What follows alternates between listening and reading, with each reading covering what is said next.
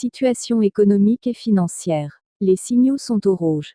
Tous les indicateurs économiques sont au rouge, et rien, absolument rien, n'autorise désormais les pouvoirs publics à dissimuler la vérité aux Algériens, tellement les signes de la faillite sont devenus apparents. La situation critique des finances publiques est devenue beaucoup trop insoutenable, obligeant les hauts responsables, et à leur tête le Premier ministre, à passer aux aveux et plaider pour des réformes structurelles, seule et unique solution à leurs yeux, pour permettre à l'économie algérienne de renouer avec la croissance.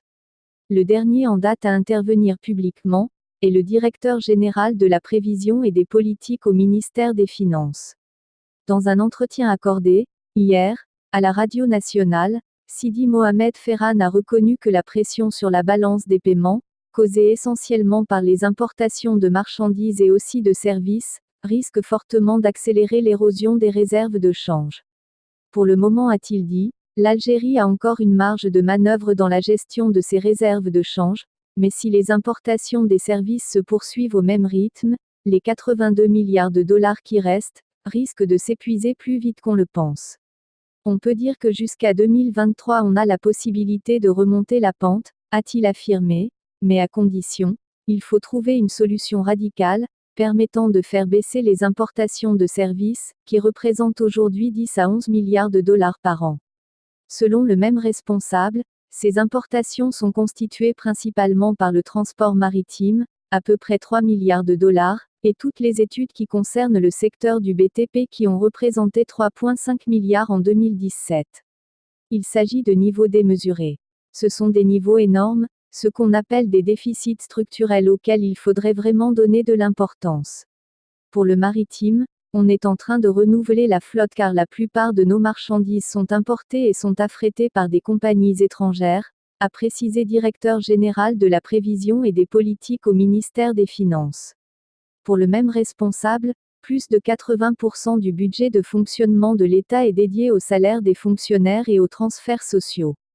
Ces parts représentent presque 3 500 milliards de dinars, c'est très important, a-t-il affirmé. Concernant les transferts sociaux, le responsable au ministère des Finances a indiqué que 1 700 milliards de dinars ont été dédiés en 2017 aux subventions des produits énergétiques, à savoir l'électricité, le gaz et les carburants. On devrait commencer d'abord par revoir les prix des produits énergétiques, qui consomment la part la plus importante des subventions, a-t-il estimé.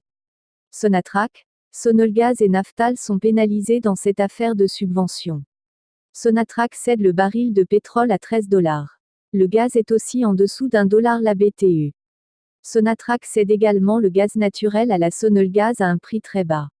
La réforme des subventions va permettre de libérer l'énergie pour ces entreprises, Sonatrach et Sonelgaz, pour qu'elles puissent investir, a-t-il affirmé, avant d'évoquer le problème provoqué par les surévaluations des projets, qui ont représenté 1 200 milliards de dinars.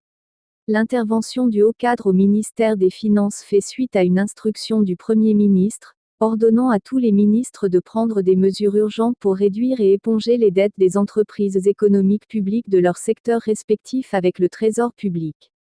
Cette instruction portant le numéro 16/12e, est adoptée suite à la réunion du Conseil d'administration du Conseil de participation de l'État du 12 décembre 2018, présidé par le Premier ministre en tant que président du Conseil, prévoit un certain nombre de mesures et d'ordonnances pour les ministres des secteurs concernés afin de faire face à l'accumulation de la dette et à la situation catastrophique de la plupart des entreprises économiques publiques, qui menacent désormais le Trésor public de faillite.